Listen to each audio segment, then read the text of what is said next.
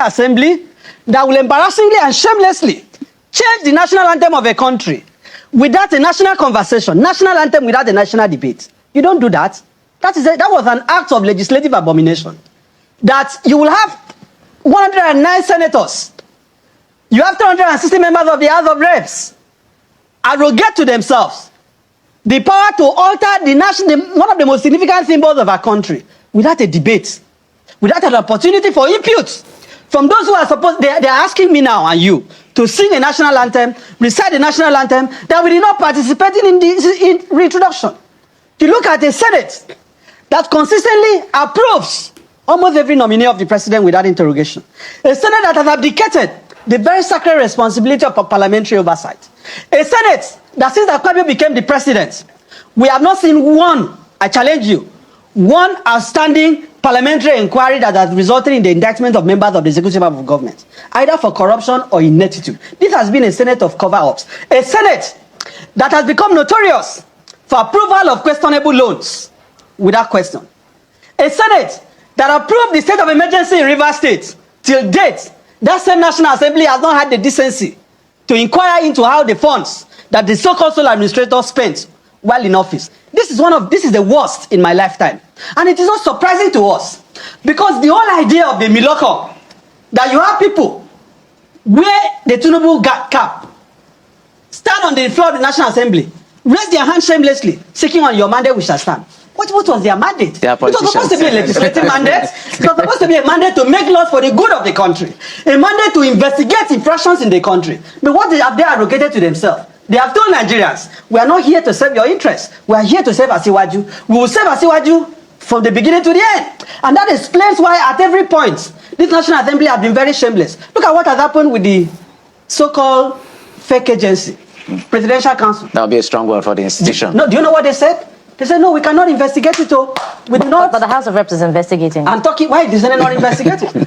Do you believe something will come out of what is going on in the House of Reps? We know what some of these inquiries are about. Look, there may be a few decent people. There are a few decent people in the National Assembly.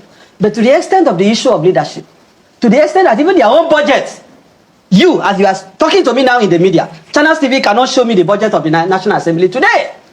What do you expect? I'll find it. Please, find it and share it in Nigeria. I am making the point. There's a provision I am making the point. Breakdown, I'll find it. That the solution to our national crisis, the crisis of leadership, is not spiritual. These are human beings who have resolved. I call them, you know what I call them? You know what I call them? Please don't say anything that will put us in trouble. No, I'm not saying it. I'm saying these are people, fatalistic political class. They have resolved that would rather die than allow the country move forward. Right. If we are going to change the current direction of our country, we need to really look at the character of people in the National Assembly. But for Nigerians who are expecting magic from Akpabio, I'm sorry to break your heart, it's not going to happen. They will only get worse and worse and worse by the day. Yeah.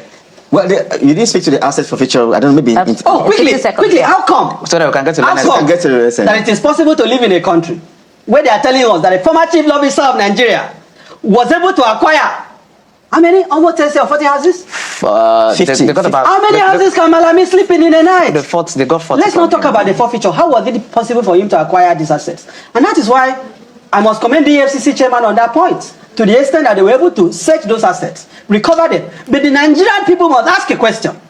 How was it possible? How is it tenable in a country that people cannot feed? In a country that people are sleeping under the bridge? That one person is able to acquire this kind of property. Right. It is simply insane what is going on in our country. All right. Whenever there is a question online or on the media asking Tinubu about the issue of insecurity in Nigeria, he always staggers. He doesn't have an answer prepared for us. He doesn't have a plan for us. The way you're saying this thing, but it's as if he's actually doing something. If you're doing something, then there should be results. The president of the nation was called and asked about what he's doing about the insecurity in Nigeria. He was telling us about prophecies from the Bible. What is the correlation? If hunger doesn't kill you, bandits will kill you. If the soldiers doesn't kill you, police will kill you. Police brutality, extrajudicial killings here and there.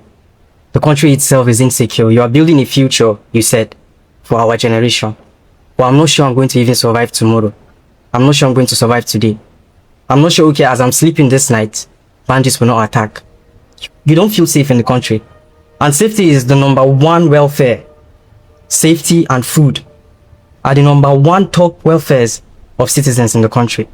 My second question is, if a government acknowledges major problems like security and economic instability, but citizens feel little improvement, how should competence be evaluated?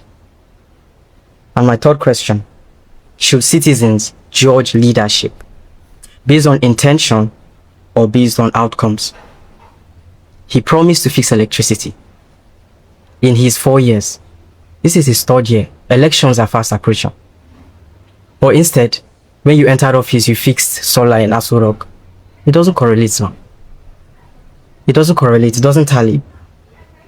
To my last question, what defines leadership competence in a country where major national problems remain persistent despite repeated policy interventions?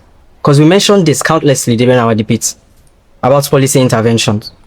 And to my last and closing remark of what I have to say today is that at the heart of this debate that we had is not just governance, it is the belief of the people in their own power.